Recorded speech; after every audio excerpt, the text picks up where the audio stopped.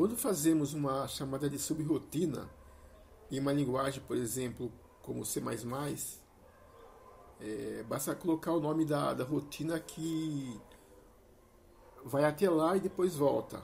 Em linguagem Assembly, nós vemos de forma pura como isso ocorre dentro da CPU. Para chamar uma subrotina, nós usamos o call. O que o call faz? Ele vai até o endereço exibir, que no caso seria o endereço de memória, que seria isso aqui, o exibir. Depois que vem até a rotina ou o endereço de memória exibir, o que acontece? Ele vai executar as instruções aqui nessa rotina, que são essas aqui.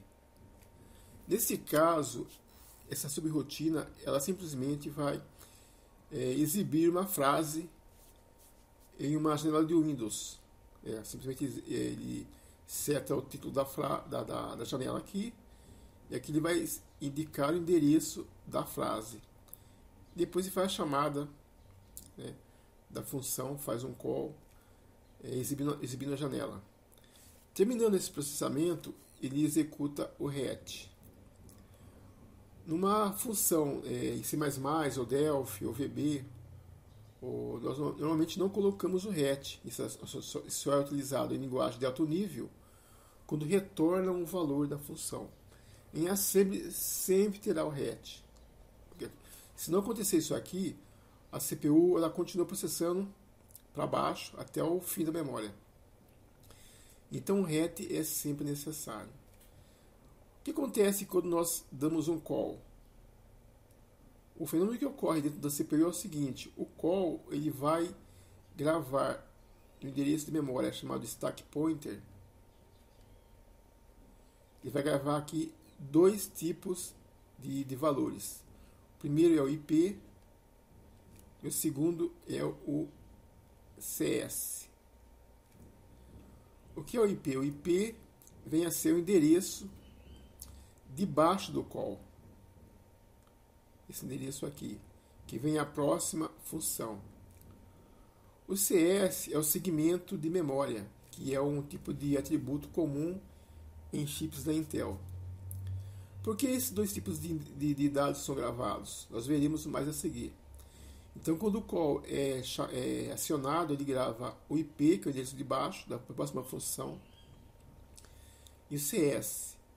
O CS e o IP são dois tipos é um conjunto necessário para endereçar qualquer ponto da memória do PC. Depois que o call é acionado, ele executa a função, o call vem aqui até exibir, executa a função, e depois ele chama o RET. O que o RET faz? O RET vai até o stack e vai pular exatamente para os dados gravados no stack pointer, que era o que? Era a função debaixo do call.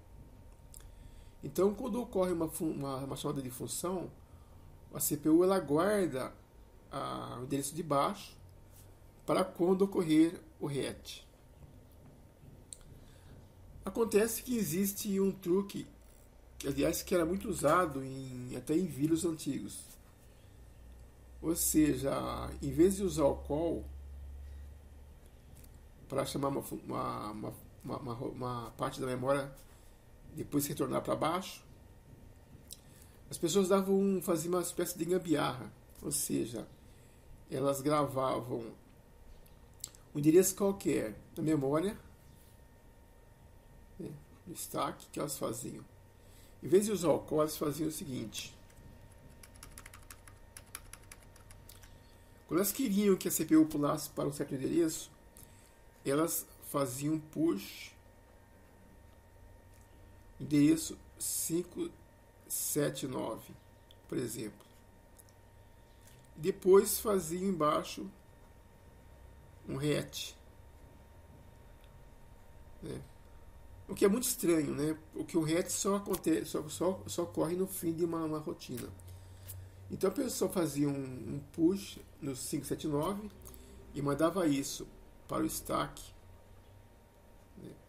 e aqui vinha o 579. Aí quando embaixo ocorria o RET, ele ia realmente retornar para o endereço do stack, que é o 579. Então acabava que ocorria um pulo, né, para esse endereço aqui,